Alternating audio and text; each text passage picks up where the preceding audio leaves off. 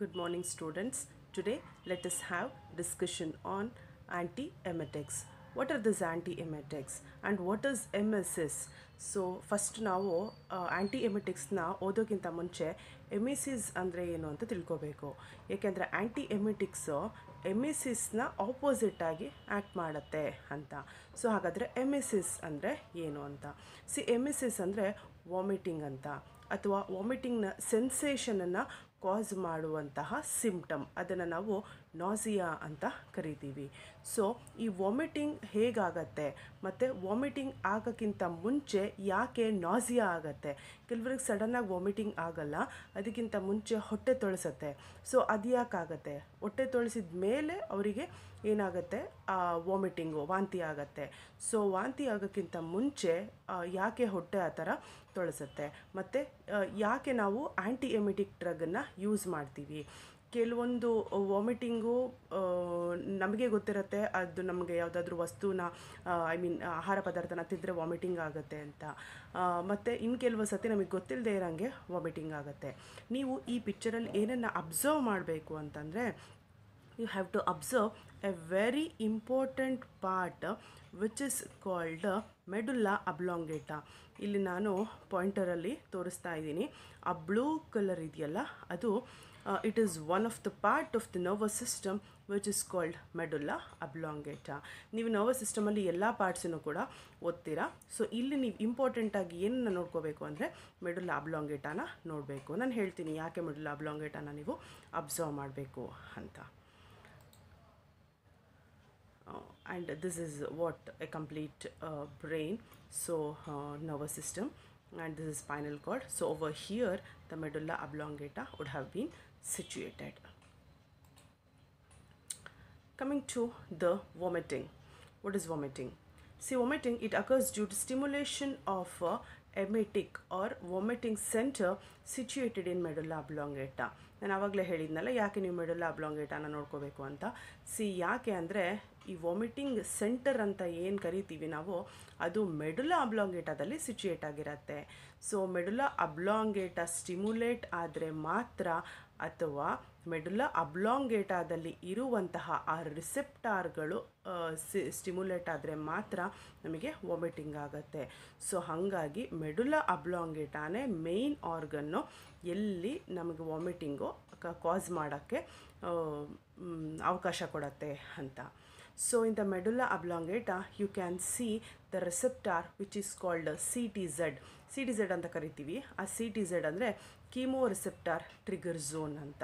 So it is located in the area postrema and NTS, that is nucleus tractus solitarius, which are most important relay areas for afferent impulses arising in the GIT, throat and other visceral membranes. So ಇಲ್ಲಿ chemoreceptor trigger zone ಮತ್ತು NTS, nucleus tractus solitarius, ಇದು ಎರಡೂ locate ಆಗಿರೋದು ಮೆಡುಲ್ಲಾ ಅಬ್ಲಾಂಗೇಟಾದಲ್ಲಿ. So ಇದೆರಡೂ relay centres. ನಿಮಗೆ relay ಅಂದರೆ ಗೊತ್ತಿರಬೇಕು ಅಂತ ಅಂದ್ಕೊಂಡಿದ್ದೀನಿ. ಏನಿಲ್ಲ, ರಿಲೇ ಅಂತಂದರೆ ಒಂದರಿಂದ ಇನ್ನೊಂದು ಕಡೆಗೆ ಕನೆಕ್ಷನ್ ಕೊಡುವಂಥದ್ದು ಅಂತ. ಸೊ ಇಲ್ಲೇನಾಗುತ್ತೆ, ಈ ಜಿ ಐ ಟಿ ಅಂದರೆ ಗ್ಯಾಸ್ಟ್ರೋ ಇಂಟೆಸ್ಟೈನಲ್ ಟ್ರ್ಯಾಕ್ಟ್ ಅಂತ. ಈ ಗ್ಯಾಸ್ಟ್ರೋ ಇಂಟೆಸ್ಟೈನಲ್ ಟ್ರ್ಯಾಕ್ಟಿಂದ ಒಂದು ರಿಲೇ ಸೆಂಟರ್ ಅಥವಾ ರಿಲೇ ಇಂಪಲ್ಸಸ್ಸು ಮೆಡುಲ್ಲಾ ಅಬ್ಲಾಂಗೇಟಾಗೆ ಟ್ರಾನ್ಸ್ಮಿಟ್ ಆಗುತ್ತೆ. ಸೊ ಯಾಕೆ ಅಂದರೆ ಈಗ ನಾವು ತಿಂದಿರೋ ಎಲ್ಲ ವಸ್ತುಗಳು ಎಲ್ಲಿಗೆ ಹೋಗಬೇಕು, GITಗೆ ಹೋಗುತ್ತೆ. ಯಾವುದೇ ಫುಡ್ ಆರ್ಟಿಕಲ್ಸ್ ನಾವು ಕನ್ಸ್ಯೂಮ್ ಮಾಡಿದರೂ ಕೂಡ ಅದು GITಗೆ ಹೋಗಬೇಕು ಫಸ್ಟು. ಸೊ GITಗೆ ಹೋಗುತ್ತೆ. ಯಾವುದ್ರ ಮುಖಾಂತರ? ಇಲ್ಲ, ಥ್ರೋಟ್ ಮುಖಾಂತರ ಹೋಗುತ್ತೆ.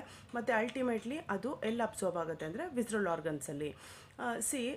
Usually what happens when these food items which has been taken and which usually reaches this GIT, in the GIT chemoreceptor trigger zone and NTS stimulating centers are going to be there. That is, NTS impulses transmission are going to be there in the GIT, which arises from the GIT. So GIT ಇಂದ ಆ ಇಂಪಲ್ಸ್ಗಳು arise ಆಗುತ್ತೆ. ಅದು ಎಲ್ಲಿಗೆ reach ಆಗ್ತವೆ ಅಂತಂದರೆ ಕಿಮೋರಿಸೆಪ್ಟಾರ್ trigger ಝೋನಿಗೆ reach ಆಗುತ್ತೆ. So ಮತ್ತು NTSಗೆ reach ಆಗುತ್ತೆ. ಇದೆರಡು ಸ್ಟಿಮ್ಯುಲೇಟ್ ಆಯಿತು ಅಂತಂದರೆ ನಮಗೆ ವಾಮಿಟಿಂಗ್ ಸೆನ್ಸೇಷನ್ನು ಫೀಲ್ ಆಗುತ್ತೆ. ಹಾಗಿದ್ರೆ ನೋಡೋಣ ಯಾವ ಏಜೆಂಟ್ಸು ವಾಮಿಟಿಂಗ್ ಸೆನ್ಸೇಷನ್ನ ಕಾಸ್ ಮಾಡುತ್ತೆ ಅಂತ. ಸೊ ಮೇಯ್ನ್ ಏಜೆಂಟ್ಸನ್ನು ಹೇಳ್ತಿದ್ದೀನಿ ನಾನಿಲ್ಲಿ, ಕಂಡೀಷನ್ಸ್ ಆಮೇಲೆ ಹೇಳ್ತೇನೆ. ಸೊ ಸೈಟೋಟಾಕ್ಸಿಕ್ ಡ್ರಗ್ಸು ಯಾವುದು ಟಿಶ್ಯೂನ ಹಾಳು ಮಾಡುತ್ತೋ, ಟಿಶ್ಯೂ ಇಂಜುರಿನ ಕಾಸ್ ಮಾಡುತ್ತೋ, ಸೆಲ್ಸ್ನ ಹಾಳು ಮಾಡುತ್ತೋ ಅವೆಲ್ಲ cytotoxic drugs, including anti cancer drugs. So anti cancer ಡ್ರಗ್ಸ್ನೇ ನಾವು ಮೇಯ್ನ್ ಸೈಟೋಟಾಕ್ಸಿಕ್ ಡ್ರಗ್ಸ್ ಅಂತ ಕರಿತೀವಿ. ಸೊ ಇದು ನಮ್ಮಲ್ಲಿ ವಾಮಿಟಿಂಗ್ ಸೆನ್ಸೇಷನ್ನ, ಅದು ವಾಮಿಟಿಂಗ್ ಕಾಸ್ ಮಾಡುತ್ತೆ. ಮತ್ತು ಕ್ಯಾನ್ಸರ್ ಪೇಷಂಟ್ಸು ರೇಡಿಯೇಷನ್ ಥೆರಪಿ ತೊಗೋತಾರೆ, ಆವಾಗ ಯೂಶಲಿ ಅವರಿಗೆ ರೇಡಿಯೋಥೆರಪಿ ತೊಗೊಂಡಾಗುತ್ತೆ. ಮತ್ತು ಏನಾದರೂ ಲೈಕ್ ಆಕಸ್ಮಿಕವಾಗಿ ರೇಡಿಯೇಷನ್ಸು, ನಾವು ಬೇರೆ ಕಂಡೀಷನ್ಸ್ಗೆ ರೇಡಿಯೇಷನ್ಸ್ಗೆ ಎಕ್ಸ್ಪೋಸ್ ಆದಾಗ ನಮಗೆ ವಾಮಿಟಿಂಗ್ ಸೆನ್ಸೇಷನ್ ಫೀಲ್ ಆಗುತ್ತೆ. ಮತ್ತು GI ಇರಿಟೆಂಟ್ಸ್ ವಿಚ್ ಯೂಶಲಿ ರಿಲೀಸ್ 5-ಹೈಡ್ರಾಕ್ಸಿಟ್ರಿಪ್ಟಮೈನ್. ಮತ್ತು ನಾವು ಯಾವುದಾದ್ರೂ ಫುಡ್ಡನ್ನ ತಿಂದಾಗ ಅವೇನಾದರೂ GIಗೆ, ಗ್ಯಾಸ್ಟ್ರೋಇಂಟೆಸ್ಟೈನಲ್ ಟ್ರ್ಯಾಕ್ಟ್ಗೆ ಇರಿಟೇಷನ್ ಕಾಸ್ ಮಾಡಿದಾಗ ನಮ್ಮಲ್ಲಿ ಒಂದು ಕೆಮಿಕಲ್ ಏಜೆಂಟು ರಿಲೀಸ್ ಆಗುತ್ತೆ, ಅದನ್ನು ನಾವು 5-ಹೈಡ್ರಾಕ್ಸಿಟ್ರಿಪ್ಟಮಿನ್ ಅಂತ ಕರಿತೀವಿ. ಸೊ ಇದು ರಿಲೀಸ್ ಆದಾಗಲೂ ನಮ್ಗೆ ವಾಮಿಟಿಂಗ್ ಸೆನ್ಸೇಷನ್ ಫೀಲ್ ಆಗುತ್ತೆ. That acts on five hydroxytryptamine 3 receptors. So ಬಾಡಿಯಲ್ಲಿ 5-ಹೈಡ್ರಾಕ್ಸಿಟ್ರಿಪ್ಟಮಿನ್ 3 ಅಂತ, 5-ಹೈಡ್ರಾಕ್ಸಿಟ್ರಿಪ್ಟಮಿನಲ್ಲಿ we have got 1 to 5 different 5-hydroxytryptamine receptors. Among those 5-hydroxytryptamine 3 ಏನಾದರೂ ಅದರ ಮೇಲೆ ಏನಾದರೂ ಆ್ಯಕ್ಟ್ ಮಾಡಿದರೆ, like in the sense 5-hydroxytryptamine 3 receptors ಮೇಲೆ ಆ್ಯಕ್ಟ್ ಮಾಡಿದಾಗ ನಮಗೆ ವಾಮಿಟಿಂಗ್ ಸೆನ್ಸೇಷನ್ನು ಫೀಲ್ ಆಗುತ್ತೆ. ಸೊ ಈ ಎಲ್ಲ ಏಜೆಂಟ್ಸೂ they send impulses to NTS and CTZ. So ಈ ಎಲ್ಲ ಏಜೆಂಟ್ಸು ಏನು ಮಾಡ್ತವೆ ಅಂದರೆ ಒಂದು ಇಂಪಲ್ಸ್ನ ಟ್ರಾನ್ಸ್ಮಿಟ್ ಮಾಡ್ತವೆ. ಆ ಇಂಪಲ್ಸ್ ಎಲ್ಲಿಗೆ ರೀಚ್ ಆಗುತ್ತೆ ಅಂದರೆ ನ್ಯೂಕ್ಲಿಯಸ್ ಟ್ರಾಕ್ಟಸ್ ಸಾಲಿಟೇರಿಯಸ್ಸಿಗೆ ರೀಚ್ ಆಗುತ್ತೆ, ಇಲ್ಲಾಂದರೆ ಕಿಮೋರೆಸೆಪ್ಟರ್ ಟ್ರಿಗರ್ ಝೋನಿಗೆ ರೀಚ್ ಆಗುತ್ತೆ. ಆವಾಗ ನಮಗೆ ವಾಮಿಟಿಂಗ್ ಸೆನ್ಸೇಷನ್ನು ಫೀಲ್ ಆಗುತ್ತೆ. So these CTZ and NTS they expresses on H1, D2, 5-HT3, cholinergic and opioid mu receptor. So ಇದು ಈ ಎರಡು ಏಜೆಂಟ್ಸು ಏನಾಗುತ್ತೆ ಅಂದರೆ ಲೈಕ್ ಇಂಪಲ್ಸಸ್ಸೂ ಎಲ್ಲಿ ತಮ್ಮ ಎಕ್ಸ್ಪ್ರೆಷನ್ಗಳನ್ನು ತೋರಿಸ್ತವೆ ಅಂತಂದರೆ H1 ಸ್ಟಿಮ್ಯುಲೇಟ್ ಆದಾಗ, ಲೈಕ್ ಅದು ಇಂಪಲ್ಸ್ ಟ್ರಾನ್ಸ್ಮಿಟ್ನ ಮಾಡಿದಾಗ ಇದರ ಆ್ಯಕ್ಷನ್ನು ಹಿಸ್ಟಮಿನ್ 1 ರಿಸೆಪ್ಟಾರ್ ಮೇಲೆ, ಡೋಪಮಿನ್ D2 ರಿಸೆಪ್ಟಾರ್ ಮೇಲೆ, 5-ಹೈಡ್ರಾಕ್ಸಿಟ್ರಿಪ್ಟಮಿನ್ 3 ರಿಸೆಪ್ಟಾರು ಮತ್ತು ಕೋಲೆನರ್ಜಿಕ್ಕು ಮತ್ತು ಓಪಿಯಾಡಲ್ಲಿ ನೀವು ಆಲ್ರೆಡಿ ಓಪಿಯಾಡ್ ನೀವು ಓದಿದ್ದೀರಾ, ನಾನು ಕ್ಲಾಸ್ ತೊಗೊಂಡಿದ್ದೀನಿ ಓಪಿಯಾಡು ಆಯಿತಾ. We have got 3 different types of opioid receptor, mu, kappa ಮತ್ತು ಡೆಲ್ಟಾ ಅಂತ. ಸೊ ಅದರಲ್ಲಿ ಡೆಲ್ಟಾ ಮತ್ತು ಕಪ್ಪ ಮೇಲೆ ಆ್ಯಕ್ಟ್ ಮಾಡಲ್ಲ, ಮ್ಯೂ ರಿಸೆಪ್ಟಾರ್ ಮೇಲೆ. ಸೊ ಇದಿಷ್ಟು ರಿಸೆಪ್ಟಾರ್ಗಳ ಮೇಲೂ ಈ CTZ ಮತ್ತು NTS ತಮ್ಮ ಆ್ಯಕ್ಷನ್ನ ಎಕ್ಸ್ಪ್ರೆಸ್ ಮಾಡ್ಬೋದು. ಸೊ ಹಾಗಾಗಿ ಇದಿಷ್ಟು ರಿಸೆಪ್ಟಾರ್ಸ್ ಮೇಲೂ ಯಾವ ಡ್ರಗ್ ಆ್ಯಕ್ಟ್ ಮಾಡಿದ್ರೂ ಯೂಶ್ವಲಿ CTZ ಮತ್ತು NTS ತಮ್ಮ ಆ್ಯಕ್ಷನ್ನ ತೋರಿಸುತ್ತೆ. ಅದಕ್ಕೆ ನೀವು ಡ್ರಗ್ಸ್ಗಳ ಸೈಡ್ ಎಫೆಕ್ಟ್ಸಲ್ಲಿ ಓದಬೇಕಾದ್ರೆ ಕಾಮನ್ ಆಗಿ ಓದೋ ಸೈಡ್ ಎಫೆಕ್ಟ್ಸ್ ಏನು ಅಂದರೆ ನಾಸಿಯಾ ವಾಮಿಟಿಂಗು. ಸ್ಟೂಡೆಂಟ್ಸ್ ಕೂಡ ಏನು ಸೈಡ್ ಎಫೆಕ್ಟ್ಸ್ ಅಂತಾನೆ ಅಂತ ಕೇಳಿದರೆ ಎಕ್ಸಾಮಲ್ಲಿ ಅದೆರಡು ಕಾಮನ್ ಆಗಿ ಬರದೇ ಇರ್ತೀರ ನೀವು. ಯಾಕೆ ಎಲ್ಲ ಡ್ರಗ್ಗೂ, ಮತ್ತು ಸ್ಟೂಡೆಂಟ್ಸ್ ನಾನು ತುಂಬ ಸತಿ ಕೇಳಿದ್ದಾರೆ ಯಾಕೆ ಎಲ್ಲ ಡ್ರಗ್ಗೂ ನಾಸಿಯಾ ವಾಮಿಟಿಂಗು ತುಂಬ ಕಾಮನ್ ಆಗೇ ಇರುತ್ತೆ ಅಂತ. See all the drugs usually they seems to be bitter in the taste. ಯಾವಾಗಲೂ ಬಿಟ್ಟರ್ ಆಗೇ ಇರ್ತವೆ ಎಲ್ಲ ಡ್ರಗ್ಸು. ಗೊತ್ತು 99% ಡ್ರಗ್ಸು ನಾವು ಸ್ವೀಟ್ನಿಂಗ್ ಏಜೆಂಟ್ ಹಾಕಿಲ್ಲ ಅಂತಂದರೆ ಆ ಎಲ್ಲ ಡ್ರಗ್ಸು ಬಿಟ್ಟರ್ ಆಗೇ ಇರುತ್ತೆ. ಸೊ ಡ್ರಗ್ಸ್ ಬಿಟ್ಟರ್ ಆಗಿರೋದ್ರಿಂದ ಆಬ್ವಿಯಸ್ ಆಗಿ ನಾಸಿಯಾ ವಾಮಿಟಿಂಗ್ ಕಾಸ್ ಮಾಡುತ್ತೆ. ಅದನ್ನ ಬಿಟ್ಟು ಈ ಥರ ಕಂಡೀಷನಲ್ಲೂ ಕೆಲವು ಡ್ರಗ್ಸು ಪರ್ಟಿಕ್ಯುಲರ್ ಆಗಿ ನಾಸಿಯಾ ವಾಮಿಟಿಂಗ್ ತುಂಬ ಕಾಸ್ ಮಾಡುತ್ತೆ. So other than this what ever the other reasons, ನಾನು ಕಂಡೀಷನ್ಸ್ ಹೇಳ್ತೀನಿ ಅಂತ ಹೇಳಿದ್ದೆ. ಸೊ ಬೇರೆ ಯಾವ ಕಂಡೀಷನಲ್ಲಿ ನಮಗೆ ವಾಮಿಟಿಂಗ್ ಸೆನ್ಸೇಷನ್ನು ಫೀಲ್ ಆಗುತ್ತೆ, ನಾಸಿಯಾ ಆಗುತ್ತೆ ಅಥವಾ ವಾಮಿಟಿಂಗ್ ಆಗುತ್ತೆ ಅಂತಂದರೆ these are the conditions. That is unpleasant sensory stimuli. ಈಗ ನಮಗೆ ಪ್ಲೆಸೆಂಟ್ ಅಲ್ಲದಂತಹ ಅಥವಾ ನಮಗೆ ಯಾವ ಕಂಡೀಷನ್ನು ಇಷ್ಟ ಆಗಲ್ಲ ಅಥವಾ ಹಿಡಿಸಲ್ಲ, ಆವಾಗಲೂ ಕೂಡ ನಮಗೆ ಅದನ್ನು ನಾವು ಅನ್ಪ್ಲೆಸೆಂಟ್ ಸೆನ್ಸೇಷನ್ ಅಂತ ಕರಿತೀವಿ. ಆ ಸೆನ್ಸೇಷನಲ್ಲಿ ಕೂಡ ನಮಗೇನಾಗುತ್ತೆ ವಾಮಿಟಿಂಗು ಫೀಲ್ ಆಗುತ್ತೆ. ಅದರಲ್ಲಿ ಮೊದಲನೇದು ಬ್ಯಾಡ್ ಓಡರು. ಇದು ಆಲ್ಮೋಸ್ಟ್ ಎಲ್ಲರಿಗೂ ಎಕ್ಸ್ಪೀರಿಯನ್ಸ್ ಆಗಿರುತ್ತೆ. ನಮಗೆ ಯಾವ ಸ್ಮೆಲ್ ಇಷ್ಟ ಆಗಲ್ಲ ಅಥವಾ ಯಾವುದಾದ್ರೂ ಕೆಟ್ಟ ಸ್ಮೆಲ್ ಬಂದಾಗ ನಮಗೆ ಆಕಸ್ಮಿಕವಾಗಿ ಬಂದುಬಿಡುತ್ತೆ, ವಾಮಿಟಿಂಗ್ ಸೆನ್ಸೇಷನ್ ಫೀಲ್ ಆಗುತ್ತೆ. ಮತ್ತು ಗ್ಯಾಸ್ಲಿ ಸೈಟ್, ಎಸ್ಪೆಷಲಿ ಗೋಸ್ಟ್ ಮೂವೀಸೆಲ್ಲ ನೋಡಬೇಕಾದ್ರೆ Gasly sites V can C. So ಆವಾಗ ಏನಾಗುತ್ತೆ, ವಾಮಿಟಿಂಗ್ ಸೆನ್ಸೇಷನ್. ಅದಕ್ಕೆ ಮೂವಿಯಲ್ಲಿ ತುಂಬ ಗೋಸ್ಟ್ ಮೂವೀಸಲ್ಲೆಲ್ಲ ತುಂಬ ಜನ ವಾಮಿಟಿಂಗ್ ಮಾಡ್ಕೊಂಡಿರೋ ಇನ್ಸಿಡೆಂಟ್ಸ್ ಕೂಡ ಆಗಿದೆ. ಮತ್ತು ಸಿವಿಯರ್ ಪೇಯ್ನ್, ತಡ್ಕೊಳಕ್ಕಾಗದೇ ಇರುವಂತಹ ಪೇಯ್ನ್ ಏನಾದರೂ ಆದಾಗಲೂ ಕೂಡ ಏನಾಗುತ್ತೆ, ಫಸ್ಟು ವಾಮಿಟಿಂಗ್ ಅಂತ ಅನಿಸುತ್ತೆ. ಎಸ್ಪೆಷಲಿ ಹಾರ್ಟ್ ಅಟ್ಯಾಕ್ಕಿಂತ ಮುಂಚೆ ವಾಮಿಟಿಂಗ್ ಆಗುತ್ತೆ ಎಷ್ಟೋ ಜನರಲ್ಲಿ. ಮತ್ತು ಫಿಯರ್, ಹೆದರಿಕೆ ಆದಾಗ, ಭಯ ಅನಿಸಿದಾಗ, ಎಷ್ಟೋ ಜನಕ್ಕೆ ಆಪ್ರೇಷನ್ಗಿಂತ ಮುಂಚೆ ಭಯ ಆಗ್ತಾ ಇರುತ್ತೆ. ಸೊ ಆ ಭಯಕ್ಕೇ ವಾಮಿಟಿಂಗ್ ಮಾಡ್ಕೋತಾರೆ. ಮತ್ತು ಇನ್ನು ಕೆಲವರು ತುಂಬ ಹೈಟಲ್ಲಿರ್ತಾರೆ, ಕೆಳಗಡೆ ಬಗ್ ನೋಡಿದ್ರೆ ಭಯಕ್ಕೆ ವಾಮಿಟಿಂಗ್ ಆಗುತ್ತೆ. ಮತ್ತು ಇನ್ನು ಕೆಲವರಿಗೆ ಟ್ರಾವೆಲ್ ಮಾಡೋಕ್ಕಿಂತ ಮುಂಚೆ ಎಸ್ಪೆಷಲಿ ಫ್ಲೈಟಲ್ಲೆಲ್ಲ ಹೇಗಿರುತ್ತೋ ಏನೋ ಅಂತ ಭಯಕ್ಕೆ ಕೆಲವು ಸತಿ ಏನಾಗುತ್ತೆ, ವಾಮಿಟಿಂಗ್ ಆಗುತ್ತೆ. ಇದನ್ನು ನಾವು ಮೋಷನ್ ಸಿಕ್ನೆಸ್ ಅಂತ ಕರಿತೀವಿ, ಆ ಥರ ಏನಾದರೂ ವಾಮಿಟಿಂಗ್ ಆದರೆ. ಮತ್ತು ರೀಕಾಲ್ ಆಫ್ ಅಬ್ನಾಕ್ಷಿಯಸ್ ಇವೆಂಟ್ಸ್, ಏನಾದರೂ ಮುಂಚೆ ಯಾವುದೋ ಘಟನೆನೋ ಅಥವಾ ದೃಶ್ಯನೋ ನೋಡಿ ಅದನ್ನು ಮತ್ತೆ ಏನಾದರೂ ರೀಕಾಲ್ ಮಾಡ್ಕೊಂಡಾಗ್ಲೂ ಕೆಲವು ಸತಿ ವಾಮಿಟಿಂಗ್ ಆಗುತ್ತೆ. So these are some of the conditions that is which vomiting can occur. And already I have told you what is nausea, that is accompanied by reduced gastric tone and peristalsis. So vomiting ಆಗಲ್ಲ, but vomiting sensation feel ಆಗುತ್ತೆ. ಅದು ಯಾಕೆ ಅಂದರೆ gastric tone ಕಡಿಮೆ ಆಗಿರುತ್ತೆ ಮತ್ತು ಆ moment ಜಾಸ್ತಿ ಆಗಿರುತ್ತೆ. ಸೊ ಅದನ್ನು ನಾವು ಪೆರಿಸ್ಟಾಲಿಸಿಸ್ ಅಂತ ಕರಿತೀವಿ. ಆವಾಗಲೂ ಕೂಡ ನಮಗೆ ವಾಮಿಟಿಂಗ್ ಆಗದೇ ಇದ್ದರೂ ಆ ಥರ ಸೆನ್ಸೇಷನ್ನು ಫೀಲ್ ಆಗ್ತಾ ಇರುತ್ತೆ. And in emetic response, fundus, body of the stomach and esophagus reflex, while duodenum, they usually duodenum and pylorus they contract in a retrograde manner. Vomiting ಯಾವ ರೀತಿ ಆಗುತ್ತೆ ಅಂತ, ಯೂಶ್ವಲಿ ನಾವು ಏನು ಕಂಟೆಂಟ್ಸ್ ಸ್ಟೊಮಕ್ನ ಕಂಟೆಂಟ್ಸ್ ಇರುತ್ತೆ, ಇನ್ the sense what food usually we would have consumed that will be present in the stomach. ಅದು ಎಲ್ಲೆಲ್ಲಿ ಇರುತ್ತೆ ಯೂಶ್ವಲಿ ಅಂತಂದರೆ ಬಾಡಿ ಮತ್ತು ಫಂಡಸಲ್ಲಿ ಇರುತ್ತೆ ಕಂಟೆಂಟ್ಸು. ಈ ಕಂಟೆಂಟ್ಸ್ ಏನಾಗುತ್ತೆ ಅಂದರೆ ಅದು ಒಳಗಡೆ ಹೇಗೆ ಹೋಗುತ್ತೆ ಅಂದರೆ ಈಸೋಫೆಗಲ್ ರಿಫ್ಲೆಕ್ಸ್ನ ಮುಖಾಂತರ. ಅಂದರೆ ನಾವು ಫುಡ್ನ ಸ್ವಾಲೋ ಮಾಡ್ತೀವಿ, ಅದು ಮಾಡಿದಾಗ ಈಸೋಫಿಗಸ್ನ ಮುಖಾಂತರ ಅದು ಸ್ಟೊಮಕ್ನ ಫಂಡಸ್ ಮತ್ತು ಬಾಡಿಯನ್ನು ರೀಚ್ ಆಗುತ್ತೆ. ಸೊ ಇಲ್ಲಿ ಈ ಫಂಡಸ್ಸು ಮತ್ತು ಬಾಡಿ ಎರಡು ಏನಾಗಬೇಕು ಅಂತಂದರೆ ದೇ ಶುಡ್ ರಿಲ್ಯಾಕ್ಸ್. ಮತ್ತು ಡಿಯೋಡಿನಮ್ ಮತ್ತು ಪೈಲೋರಸ್ ರೀಜನ್ ಇರುತ್ತಲ್ಲ, ಸ್ಟೊಮಕ್ದು ಲಾಸ್ಟ್ ರೀಜನ್ ನಾವು ಪೈಲೋರಸ್ ಅಂತ ಕರಿತೀವಿ, ಮತ್ತು ಸ್ಮಾಲ್ ಇಂಟೆಸ್ಟೈನ್ನ ಫಸ್ಟ್ ರೀಜನ್ ಬಂದು ಡಿಯೋಡಿನಮು. ಸೊ ಇದೆರಡು ಏನಾಗಬೇಕು ಅಂದರೆ ಕಾಂಟ್ರಾಕ್ಟ್ ಆಗುತ್ತೆ. ಸೊ ಇದೆರಡು ಕಾಂಟ್ರಾಕ್ಟ್ ಆದಾಗ ಮತ್ತು ಫಂಡಸ್ಸು ಬಾಡಿ ರಿಲ್ಯಾಕ್ಸ್ ಆದಾಗ ಅದು ಇನ್ ಎ ವಿಚ್ ಮ್ಯಾನರ್ ಅಂದರೆ it is in a retrograde manner, opposite ಆಗಿ ಇದಾಗುತ್ತೆ, ಕಾಂಟ್ರಾಕ್ಷನ್ ಮತ್ತು ರಿಲ್ಯಾಕ್ಸೇಷನ್ ಆಗುತ್ತೆ. ಆವಾಗ ಏನಾಗುತ್ತೆ ಅಂತಂದರೆ ಏನೇನು ಕಂಟೆಂಟ್ಸ್ ಇರುತ್ತೆ ಸ್ಟೊಮಕಲ್ಲಿ they just come out. That is rhythmic contraction of the diaphragm and abdominal muscles. They compress the stomach and evacuates its contents via mouth.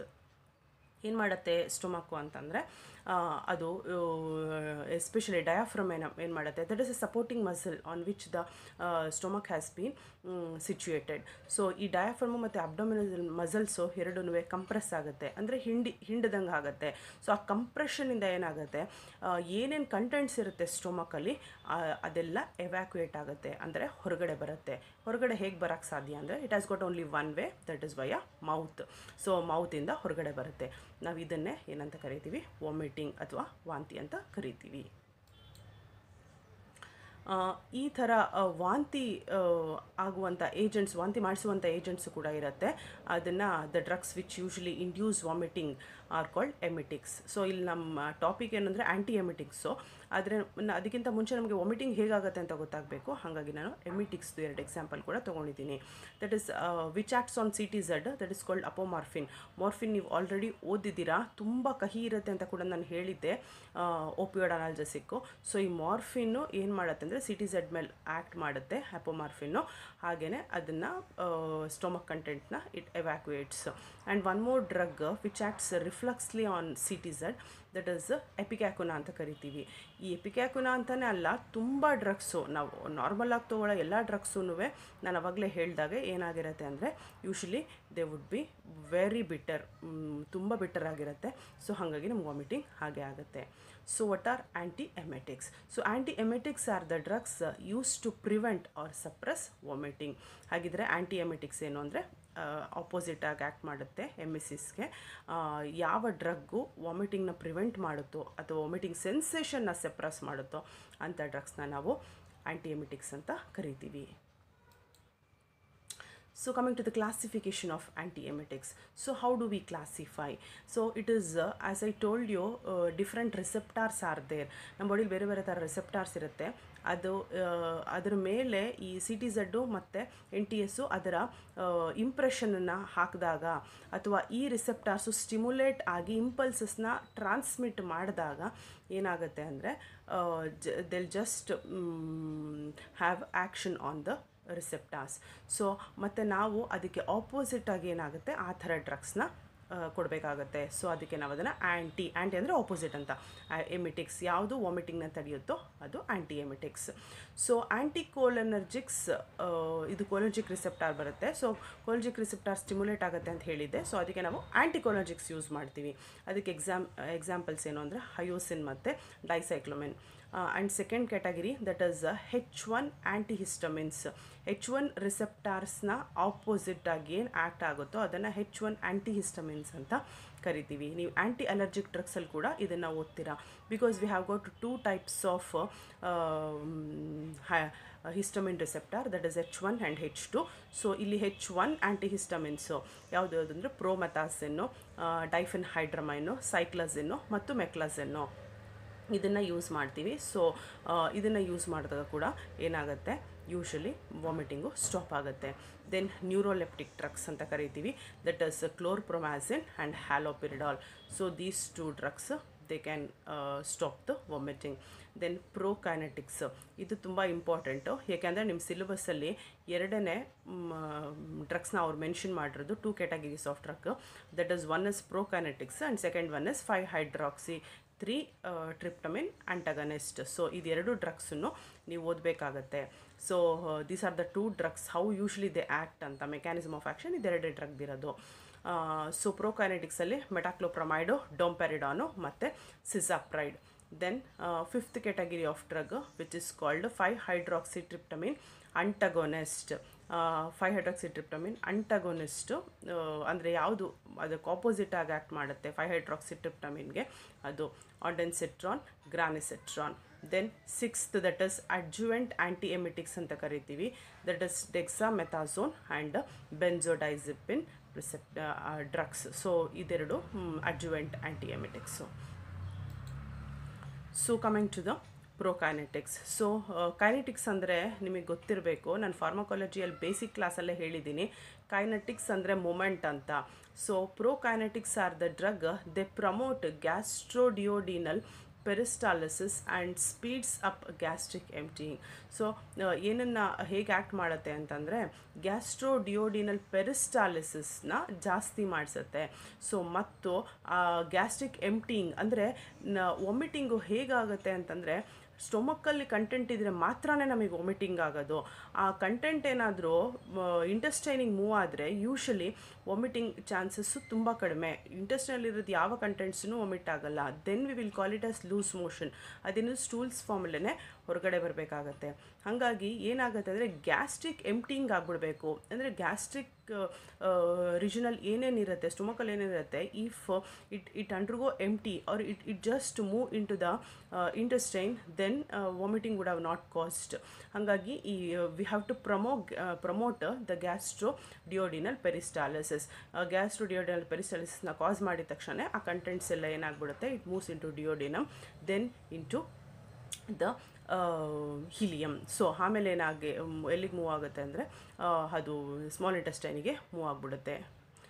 then it may be caused by the metoclopramide. So metoclopramide ತುಂಬ important drug, ಸುಮಾರು ಸತಿ ಎಕ್ಸಾಮಲ್ಲಿ ಕೂಡ ಕೇಳಿದ್ದಾರೆ. And domperidone, cisapride, these 3 they acts as prokinetics. Example ಏನಾದರೂ ಕೇಳಿದರೆ 3 ಮಾರ್ಕ್ಸಿಗೆ like name some prokinetics andre you can write these 3 examples. Then coming to the metoclopramide.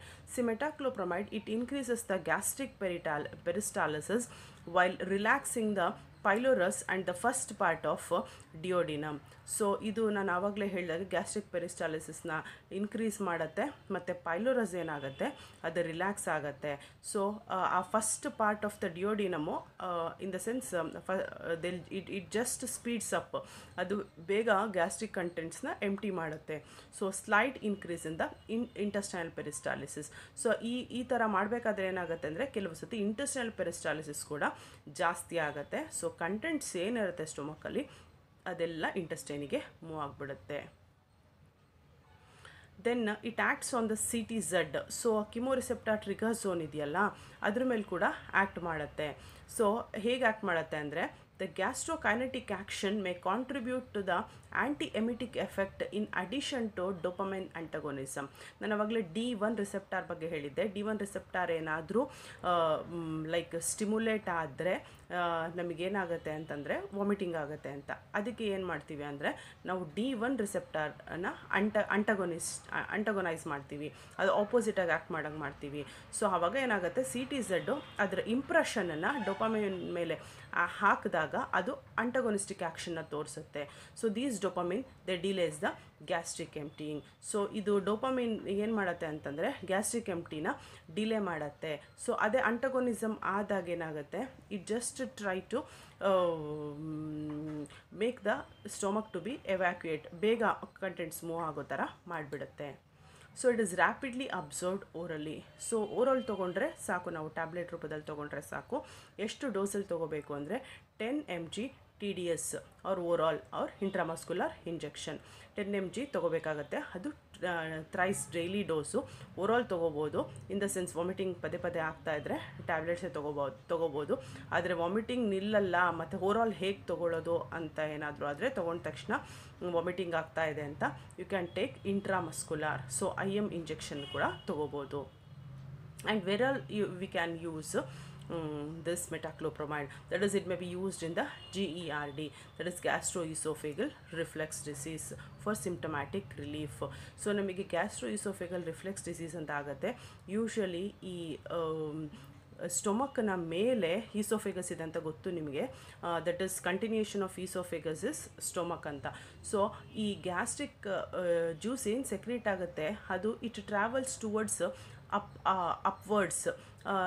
Gastric acid secrete ಆದಾಗ ಏನಾಗುತ್ತೆ ಅಂತಂದರೆ ಅದು ಸ್ಟೊಮಕಲ್ಲಿ ಪೈಲೋರಸಲ್ಲಿ ಸೆಕ್ರೀಟ್ ಆಗುತ್ತೆ, ಅದು ಅಲ್ಲೇ ಇರಲ್ಲ, ಅದು ಸ್ವಲ್ಪ ಅಪ್ವರ್ಡ್ ಮೂಮೆಂಟನ್ನು ತೋರಿಸುತ್ತೆ. ಅದು ಅಪ್ವರ್ಡ್ ಮೂಮೆಂಟನ್ನು ತೋರಿಸಿದಾಗ ಏನಾಗುತ್ತೆ, ಇಟ್ ರೀಚಸ್ ಈಸೋಫೇಗಸ್ ಹತ್ರ ಹೋಗಿ ಅಲ್ಲಿ ನಮಗೆ ಇರಿಟೇಷನ್ನು ಅಥವಾ ಈ ಪೇಯ್ನನ್ನು ಕಾಸ್ ಮಾಡಿಬಿಡುತ್ತೆ.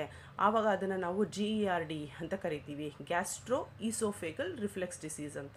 ಸೊ ಈ ಥರ ಇದನ್ನು ಅವಾಯ್ಡ್ ಮಾಡಬೇಕು ಅಂತಂದರೆ ಇದಾದಾಗ ಯೂಶಲಿ ವಾಮಿಟಿಂಗ್ ಕಾಸ್ ಆಗುತ್ತೆ. ಹಾಗಾಗಿ ಅದನ್ನು ಏನು ಮಾಡ್ಬೋದು ಅಂದರೆ we can avoid or we can treat GERD for the symptomatic relief by using metoclopramide. And second it is used as a prophylaxis and treatment of vomiting induced by highly emetic anti-cancer drugs. ನಾನು ನಿಮ್ಗೆ ಆವಾಗಲೇ ಹೇಳಿದ್ದೆ, cancer ಟ್ರೀಟ್ಮೆಂಟಲ್ಲಿ ಆ್ಯಂಟಿ-ಕ್ಯಾನ್ಸರ್ ಡ್ರಗ್ಸ್ನ use ಮಾಡಿದಾಗ ಪೇಷಂಟ್ಸಿಗೆ vomiting ಆಗುತ್ತೆ ಅಂತ. So ಅದಕ್ಕೆ vomiting ಆಗದೇ ಇರೋ ಥರ ಮುಂಚೆನೇ ನಾವು ಈ ಕ್ಯಾನ್ಸರ್ ಪೇಷಂಟ್ಸಿಗೆ ಯಾರು ಕಿಮೋಥೆರಪಿಗೆ ಹೋಗ್ತಾ ಇರ್ತಾರೆ ಅವರಿಗೆ ಮುಂಚೆನೇ ಈ ಆ್ಯಂಟಿ ಎಮಿಟಿಕ್ಸ್ನ ಕೊಡೋದ್ರಿಂದ ಏನಾಗುತ್ತೆ ಅಂದರೆ ಅವರು ಟ್ರೀಟ್ಮೆಂಟ್ ನಡೀತಾ ಇರಬೇಕಾದ್ರೆ, ಕಿಮೋಥೆರಪಿ ಟ್ರೀಟ್ಮೆಂಟ್ ನಡೀತಾ ಇರಬೇಕಾದ್ರೆ ದೇ ಕ್ಯಾನ್ ಅವಾಯ್ಡ್ ವಾಮಿಟಿಂಗ್ನ ಅವಾಯ್ಡ್ ಮಾಡ್ಬೋದು. ಯಾಕೆಂದರೆ ಎಲ್ಲ ಆ್ಯಂಟಿ ಕ್ಯಾನ್ಸರ್ ಡ್ರಗ್ಸೂ they are highly emetic, it causes emesis, vomiting cause ಮಾಡುತ್ತೆ. ಹಾಗಾಗಿ ಅದನ್ನು ಪ್ರೊಫೈಲ್ಯಾಕ್ಟಿಕ್ ಟ್ರೀಟ್ಮೆಂಟು. ಪ್ರೊಫೈಲ್ಯಾಕ್ಟಿಕ್ ಅಂದರೆ ಇನ್ನು ಮುಂಚೆನೇ ಕಾಯಿಲೆದು ಸೆನ್ಸೇಷನ್ನು ಅಥವಾ ಕಾಯಿಲೆ ಬರೋಕ್ಕಿಂತ ಮುಂಚೆನೇ ಏನನ್ನು ಯೂಸ್ ಮಾಡ್ತೀವಿ ಆ ಡ್ರಗ್ಸ್ನೆಲ್ಲ ನಾವು ಪ್ರೊಫೈಲ್ಯಾಕ್ಟಿಕ್ ಅಂತ ಕರಿತೀವಿ. ಹಾಗಾಗಿ ಇಲ್ಲೂ ನಾವು ಪ್ರೊಫೈಲ್ಯಾಕ್ಟಿಕ್ ಟ್ರೀಟ್ಮೆಂಟ್ನ ಕೊಡಬಹುದು. Then coming to the ಡೊಂಪೆರಿಡಾನ್. ಡೊಂಪೆರಿಡಾನ್ ನಿಮಗೆ ಸಿಲೆಬಸ್ಸಲ್ಲಿ ಇಲ್ಲ, ಆದರೂ ಕೂಡ ಯಾಕೆ ಹೇಳ್ತಿದ್ದೀನಿ ಅಂದರೆ ಎಕ್ಸಾಂಪಲ್ಸ್ ಏನಾದರೂ ಕೇಳಿದಾಗ ಮೆಟಾಕ್ಲೋಪ್ರಮೈಡ್ ಜೊತೆ ನೀವು ಡೊಂಪೆರಿಡಾನನ್ನು ಕೂಡ ಬರೀಬಹುದು, ಅದಕ್ಕೆ ಡೊಂಪೆರಿಡಾನ್ ಡಿಸ್ಕಸ್ ಮಾಡಿದ್ದೀನಿ. So it acts on a D2 receptor, that is D2 dopamine 2 antagonist ಆಗಿ ಆ್ಯಕ್ಟ್ ಮಾಡುತ್ತೆ. So pharmacologically it is related to metoclopramide. So metoclopramide ಹೆಂಗೆ ಆ್ಯಕ್ಟ್ ಮಾಡುತ್ತೆ, so similar action we can see with even domperidone. And it has got low efficacy in an anti-emetic and prokinetic actions. So ಈ efficacy ವಿಷಯಕ್ಕೆ ಬಂದರೆ ನೀವು ಡೊಂಪೆರಿಡಾನು ಸ್ವಲ್ಪ ಕಡಿಮೆ ಇದೆ ಎಫೆಕ್ಟನ್ನು ತೋರಿಸ್ಬೋದು ಮೆಟಾಕ್ಲೋಪ್ರಮೈಡ್ಗಿಂತನೂ. And even ಪ್ರೋಕೈನೆಟಿಕ್ actions ಕೂಡ ಸ್ವಲ್ಪ ಕಡಿಮೆ ಇರುತ್ತೆ. And poorly crosses blood brain barrier. So nervous ಸಿಸ್ಟಮ್ಗೆ ಹೋಗಿ ಬ್ಲಡ್ ಬ್ರೈನ್ ಬ್ಯಾರಿಯರ್ನ ಕ್ರಾಸ್ ಮಾಡಿ ಎಲ್ಲ ಆ್ಯಕ್ಟ್ ಮಾಡಲ್ಲ, ಹಾಗಾಗಿ ಇದು ಸ್ವಲ್ಪ ಸೇಫ್ ಡ್ರಗ್ ಅಂತಲೇ ಕನ್ಸಿಡರ್ ಮಾಡ್ಬೋದು. And what is the dose in the sense it is some 10 to 40 mg. Coming to the second category, that is as I have told you, only 2 categories of drug has been mentioned in the syllabus, that is ಒಂದು ಪ್ರೋಕೈನೆಟಿಕ್ಸು, ಇನ್ನೊಂದು 5-HT3 ಅಂಟಗೋನಿಸ್ಟು. ಹೈಡ್ರಾಕ್ಸಿಟ್ರಿಪ್ಟಮಿನ್, ಇದನ್ನು 5-ಹೈಡ್ರಾಕ್ಸಿಟ್ರಿಪ್ಟಮಿನ್ ಅಂತ ಕರಿತೀವಿ. ಈ 5-ಹೈಡ್ರಾಕ್ಸಿಟ್ರಿಪ್ಟಮಿನಲ್ಲಿ we have got 1 to 5 ರಿಸೆಪ್ಟಾರ್ಸು. 5-ಹೈಡ್ರಾಕ್ಸಿಟ್ರಿಪ್ಟಮಿನ್ 1 ಇಂದ 5-ಹೈಡ್ರಾಕ್ಸಿಟ್ರಿಪ್ಟಮಿನ್ 5 ವರೆಗೂ receptors ಬರುತ್ತೆ. ಆದರೆ ಎಲ್ಲಾದ್ರ ಮೇಲೂ ಈ ವಾಮಿಟಿಂಗ್ ಡ್ರಗ್ಸು, ಆ್ಯಂಟಿ ಎಮಿಟಿಕ್ ಡ್ರಗ್ಸು ಆ್ಯಕ್ಟ್ ಮಾಡಲ್ಲ. ಬಟ್ 5-HT3 ಇದೆಯಲ್ಲ, ಇದು ಜಾಸ್ತಿ ಸ್ಟಿಮ್ಯುಲೇಟ್ ಆಗುತ್ತೆ. ಯಾಕೆ ಅಂದರೆ ಈ NTS ಮತ್ತು CTZನ ಇಂಪ್ರೆಷನ್ನು 5-HT3 ಮೇಲೆ ಜಾಸ್ತಿ. ಸೊ ಆವಾಗಲೇ ವಾಮಿಟಿಂಗ್ ಕಾಸ್ ಆಗೋದು ಅದಕ್ಕೆ. ಸೊ ಅದಕ್ಕೆ 2 ಎಕ್ಸಾಂಪಲ್ಸು ಆ್ಯಂಟಿ ಎಮಿಟಿಕ್ಸಲ್ಲಿ 5-HT3 ಅಂಟಗೋನಿಸ್ಟ್ ಕ್ಯಾಟಗರಿಯಲ್ಲಿ, that is ondansetron and granisetron. So ondansetron is a prototype of a new class of antiemetic drug. ಸುಮಾರು ಒಂದು 10 ವರ್ಷಗಳ ಹಿಂದೆ ಆಂಡನ್ಸೆಟ್ರಾನು ಅಷ್ಟು ಇರಲಿಲ್ಲ. ಈಗ ಇತ್ತೀಚೆಗೆ ಅದು ತುಂಬ ಎಲ್ಲ ಆಂಡೆನ್ ಅಂತ they'll take ondansetron. So it is a prototype drug. So that belongs to anti-emetic category, and it blocks the depolarizing action of 5-hydroxytryptamine through 5-hydroxytryptamine 3 receptor on a vagal afferents in the GIT as well as in the NTS and CTZ. So ಈ drug ಏನು ಮಾಡುತ್ತೆ ಅಂದರೆ ಡಿಪೋಲರೈಸಿಂಗ್ ಆ್ಯಕ್ಷನನ್ನು ಕಾಸ್ ಮಾಡುತ್ತೆ. So ಅದು ಡಿಪೋಲರೈಸಿಂಗ್ ಆ್ಯಕ್ಷನನ್ನು ಕಾಸ್ ಮಾಡಬೇಕಾದ್ರೆ block ಮಾಡುತ್ತೆ. ಏನನ್ನು block ಮಾಡುತ್ತೆ ಅಂತಂದರೆ ಈ 5-HT3 ರಿಸೆಪ್ಟಾರು. ಈ 5-HT3 ಸ್ಟಿಮ್ಯುಲೇಟ್ ಆದರೆ ವಾಮಿಟಿಂಗ್ ಕಾಸ್ ಆಗುತ್ತೆ. ಅದಕ್ಕೆ ಏನು ಮಾಡ್ತೀವಿ, ವಾಮಿಟಿಂಗ್ ಕಾಸ್ ಆಗಬಾರ್ದು ಅಂದರೆ ಅದನ್ನು ಬ್ಲಾಕ್ ಮಾಡಬೇಕು. ಅದನ್ನೇ ಅಂಟಗೋನಿಸಮ್ ಅಂತ ಕರೆಯೋದು. ಸೊ ಅದನ್ನು ಬ್ಲಾಕ್ ಮಾಡೋದ್ರಿಂದ ಏನಾಗುತ್ತೆ ಅಂದರೆ ಯಾವ ರಿಫ್ಲೆಕ್ಸಸ್ಸನ್ನು GITಲಿ ಅದು NTS ಮತ್ತು CTZಗೆ ಟ್ರಾನ್ಸ್ಮಿಟ್ ಆಗಲ್ಲ. ಸೊ ಅದು ಟ್ರಾನ್ಸ್ಮಿಟ್ ಆಗದೆ ಇರೋಂಗೆ ನಾವೇನು ಮಾಡಿಬಿಡ್ತೀವಿ, ತಡೆದು ಬಿಡ್ತೀವಿ, block ಮಾಡಿಬಿಡ್ತೀವಿ.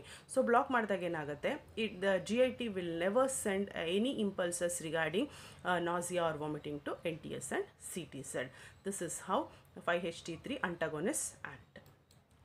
And this is ondansetron, which is commonly used to control cancer chemotherapy or radio chemotherapy induced vomiting.